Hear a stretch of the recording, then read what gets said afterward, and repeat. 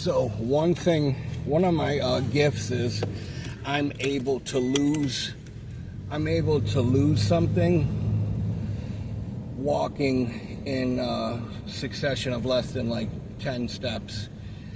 And I used to lose I used to lose my freaking mind. So I was just getting back home. My job's not that far from where I live. It's like a 10 minute bike ride, you know, or it's like 3 minutes in the car. But I get home and I'm like, I don't keep my work keys and my house keys. I keep them on the same thing, you know, on the same latch, but I keep them separate in case I lose one, I might have the other, or vice versa. So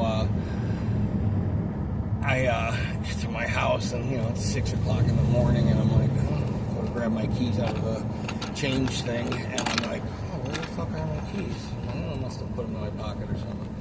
And I like to keep something like, you know, so I can feel them in my pocket. I'm like, I don't feel them in my pocket. And I'm like, oh, yeah. I know my landlord across from me is up. And I know he'll go grab my keys, but I'm not trying to. He'll go grab an extra key, and I think we'll make one. Not the end of the world. But my thing is, I usually fucking lose my mind. Like, I get all up in a fucking uproar. You know, like I don't know, I keep turning this off. I lose my mind, and I just said, I've been trying, and probably about 90%, instead of getting frustrated, like yesterday, I lost like $30. I said, how the fuck could I go from the car into the house? I go, what'd I do, throw this shit out? You know what I mean? Like I've done that before. I couldn't have thrown that shit out. I'm looking in I got a couple pairs of shorts that are blue and black, gym shorts. And one I just threw on hanging on the doorknob. And I'm like, oh, they're not in there. And I'm like, oh, did I hide them in my drawer? Or did I put them in a sock or something stupid? I'm like, no. And I'm like, you know, it's 3:45 in the afternoon. I want to take a shower. I want to relax with my dog. You know, fucking clean my house a little bit and go to the gym. And here I am fucking doing this. You know, and then I see a pair of shorts hanging on my bicycle handlebars. And I go, let me try these shorts. Oh, sure enough, that's where they were. So, you know, anger isn't a gift like Rage Against the Machine says. It's actually a sign of weakness, and that you don't have a lot of, you know, self-control and self-fortitude to be able to go, hey, you know what, I'm not going to lose my fucking mind on something so trivial, and even if it wasn't, you know, like, you have to, like, this car window, this shit happened, you know what I mean? What are you going to do to make it right? It's not your job. It's not my job to make it right, you know what I mean? You know, it's not my job. I mean, because I have to show that I have grown, and it doesn't look good. One, they could, you know, not bail you. They could bail you, or probably not release you on your own recognizance. And bing, bang, boom, you're sitting in, you know, in your dog's, you know what I mean? Like, it's just, even if that wasn't the case, say there was no punishment, you know, I have to, you know, practice what I preach. What would I tell somebody else? I'd be like, man, leave that fucking dork alone, man. He ain't nobody, you know, leave that dude alone. You know, he didn't put you in danger, so don't worry about it, you know what I mean? Like, figure it out. We'll park your car somewhere where there's a secure, you know, there's a monitoring, you know, 24-hour cameras. And I don't know, just trying to, you know, I used to be very, very, I had a gift of fucking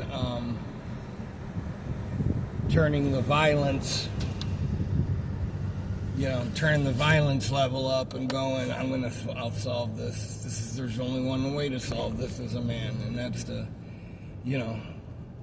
make a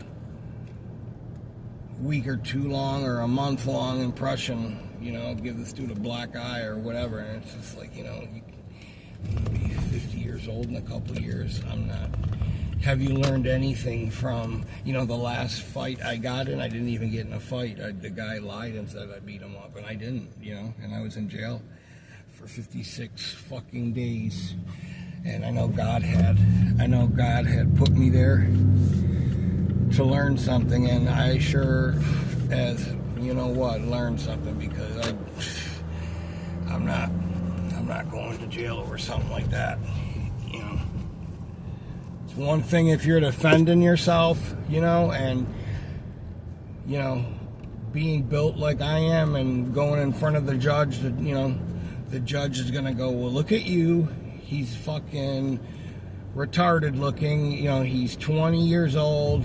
He's 5'5", 135 pounds, like a bicep curl, that they're going to say, you're, and even if that wasn't the case, but the responsibility of, knowing your own strength, when I hit somebody, it's going to make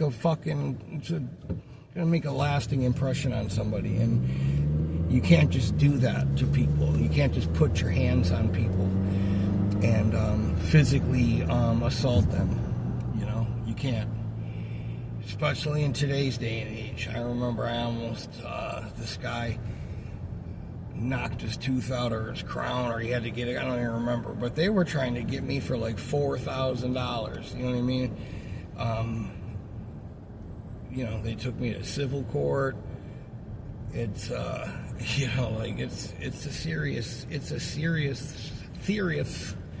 that's ludicrous. It's a serious thing, you know what I mean? And you don't know, I hit somebody, I'm just saying, like, I'm going to break something on their face, like their eye, their nose, their jaw, or a combination of both, or they fall and, what if they hit their head or something, you know what I mean? Like really fucked up, you just can't, it's not worth it. I just know, especially somebody that can't defend themselves against you, like he's not going to be able to, what could he do? You know what I mean? Like I would